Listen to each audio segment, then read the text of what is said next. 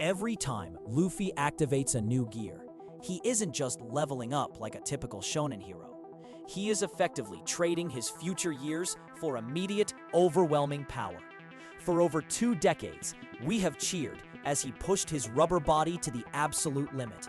But we often overlook the horrific physical toll these transformations take on a human frame. From the moment he first pumped his legs to speed up his blood flow in Eni's lobby, he set himself on a path of self-destruction that even the greatest doctors like Chopper might not be able to reverse. Today, we are going to break down the mechanics, the hidden costs, and the disturbing reality behind every single gear, leading up to the shocking truth about Gear 5 that changes everything we thought we knew about Monkey D. Luffy and his mythical devil fruit.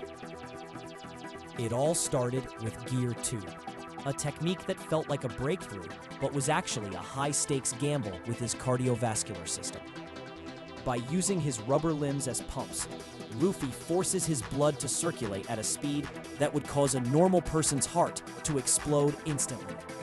The friction of this rapid blood flow generates so much heat that his skin literally steams, and his metabolism accelerates to a point where he burns through days of energy in mere minutes. Rob Lucci was the first to point out that this doping was shaving years off Luffy's lifespan, a warning that the young captain ignored in his desperate quest to save Robin. The power was intoxicating, providing him with the speed to outmatch the CP9 Sword, but the cost was a permanent strain on his internal organs that would haunt him later in the series. While Gear 2 focused on speed and internal pressure, Gear 3 introduced the concept of skeletal manipulation, which brought its own set of bizarre and dangerous physical consequences. By biting into his thumb and blowing air directly into his bones, Luffy creates massive, bone-dense limbs that can crush buildings and warships with ease. However, the initial drawback was almost comedic yet terrifying. For every minute he spent in Gear 3, he would spend an equal amount of time shrunk down into a tiny, defenseless, childlike state. This shrinkage wasn't just a gag. It was a physical manifestation of his body collapsing under the immense stress of forced expansion. Even though he eventually learned to control this side effect after the time skip, the sheer force of moving mass that large still puts an incredible amount of torque on his joints and spine during every single combat engagement. During the 2-year time skip, Luffy realized that rubber alone wouldn't be enough to survive the new world, leading him to develop the complex and terrifying Gear 4. This form is a masterclass in combining devil fruit powers with armament Haki, but it pushes the human body into a state of permanent tension that should be impossible to maintain. By inflating his muscles rather than his bones and coating them in Haki, Luffy creates a pressurized suit of living armor that allows him to fly and strike with the force of a localized earthquake. But this form is a double-edged sword that leaves him completely paralyzed once the timer runs out. When the Haki is exhausted, Luffy is left as a literal piece of useless rubber, unable to even stand for 10 minutes, leaving his life entirely in the hands of his comrades while his body recovers. Gear 4 isn't just one form. It is a versatile system of combat that adapts to different threats. Yet each variation increases the biological tax on his system. Boundman offers explosive power and flight, while Tankman uses his massive surface area to absorb and reflect attacks. And Snakeman focuses entirely on unpredictable speed and acceleration. In Snakeman, Luffy's punches don't just travel in straight lines. They accelerate every time they change direction, creating a kinetic energy loop that tests the tensile strength of his rubber skin to the breaking point. The mental strain required to control these Python maneuvers while maintaining high-level observation Haki is immense. Every second in Gear 4 is a race against time, where his very spirit is being drained to keep his physical form from collapsing back into a puddle of exhausted rubber.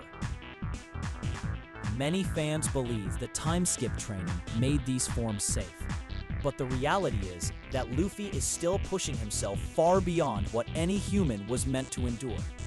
The constant inflation and deflation of his lungs, heart, and muscle tissue create micro-tears and structural fatigue that build up over time. Think about the cumulative damage from Impel Down's poison, the hormone injections from Ivankov that explicitly took 10 years of his life, and the repeated use of Gear 4 against Doflamingo, Cracker, and Katakuri. Luffy's biology is essentially a candle burning at both ends with a flamethrower pointed at the middle. He is a warrior who prioritizes the freedom of his friends over his own survival, and his gears are the primary tools of that sacrifice, turning his own vitality into the fuel for his incredible victories. Then came the battle on Onigashima, where the ultimate evolution occurred, revealing that Luffy's fruit wasn't the Gomu Gomu no Mi at all, but the mythical Zoan Hito Hito no Mi model Nika. Gear 5 is the awakening, a state of pure freedom, where Luffy can turn anything he touches into rubber and fight with the cartoonish logic of a god. While it looks like a joyful power-up, characterized by laughter and white clouds, the physiological implications are more disturbing than any previous gear. In this form, Luffy's heartbeat changes into the drums of liberation, a rhythmic pounding so loud it can be heard by everyone nearby. This isn't just a cool sound effect.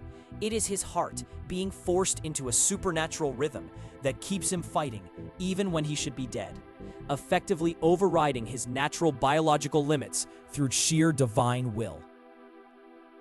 When Luffy first exited Gear 5 during the fight with Kaido, we saw him transform into an ancient, withered old man in a matter of seconds, showing the true cost of this divine power. His skin sagged, his eyes grew hollow, and he looked like someone who had aged 50 years in the span of a few minutes. This suggests that Gear 5 doesn't just use energy, it consumes his actual essence to sustain the Joyboy persona.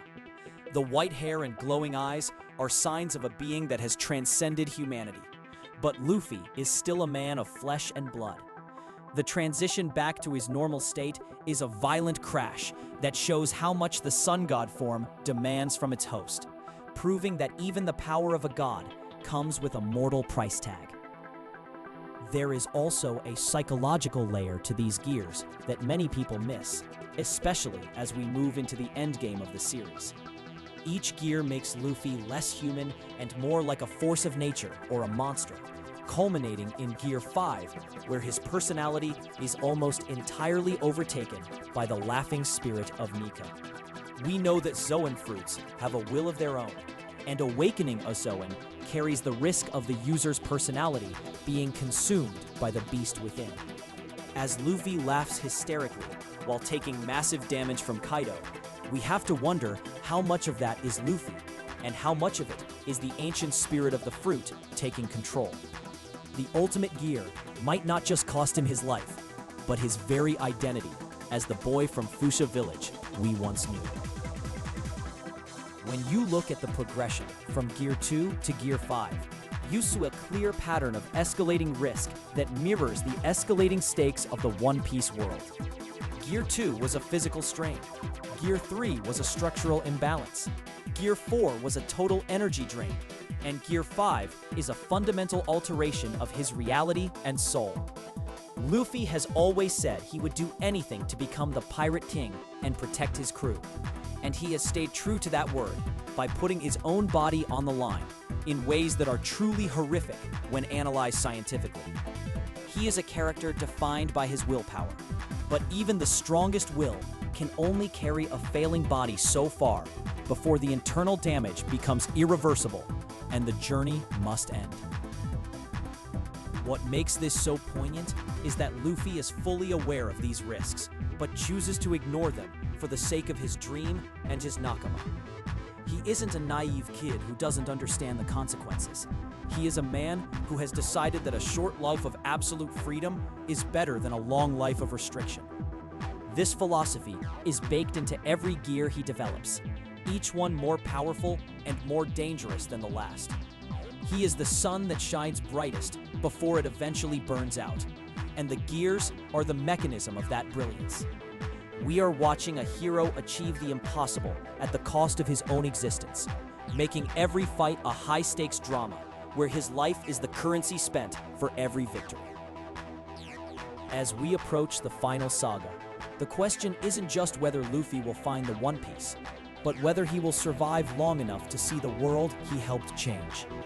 The drums of liberation are a beautiful sound to the oppressed people of the world, but to those who understand the biology of a rubber man, they sound like a countdown.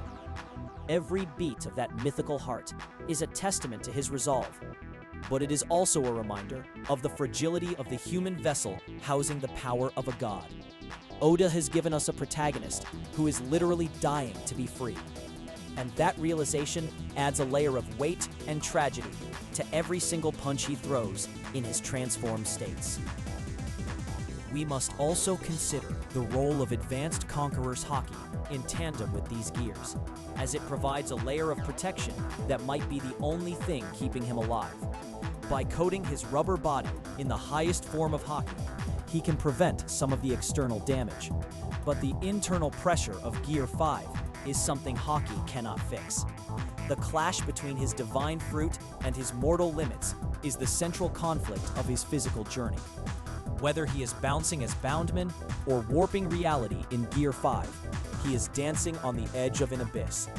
The sheer complexity of his power set is a reflection of his growth, but it is also a map of the scars he has earned along the way. Ultimately, the story of Luffy's Gears is the story of a man who refused to be contained by the laws of physics or the limits of his own body. He has pushed past the point of no return, and the revelation of Gear 5 as the Sun God Nika is the climax of this defiance. It is a form that represents the ultimate liberation, but it is also the ultimate burden. Luffy has become a symbol of hope for the entire world. But that symbol is built on a foundation of immense physical pain and cumulative trauma that would have broken anyone else. The gears are turning toward the end of the grand story, and the toll they have taken on our favorite pirate is the hidden price of the dawn of the new world. As we look forward to the final battles against the world government and Blackbeard, we have to prepare ourselves for the possibility that the Pirate King's reign might be a short one. Luffy's journey has been one of incredible highs and devastating lows, and his gears have been the engine that drove him through it all. If you enjoyed this deep dive into the disturbing truth behind Luffy's transformations, make sure to like this video and subscribe to the channel for more One Piece analysis. Let me know in the comments which gear you think has the most terrifying drawback, and how you think the story will handle Luffy's declining health in the final chapters. Thank you for watching, and remember that freedom always comes with a price, especially for those who dare to reach for the sun.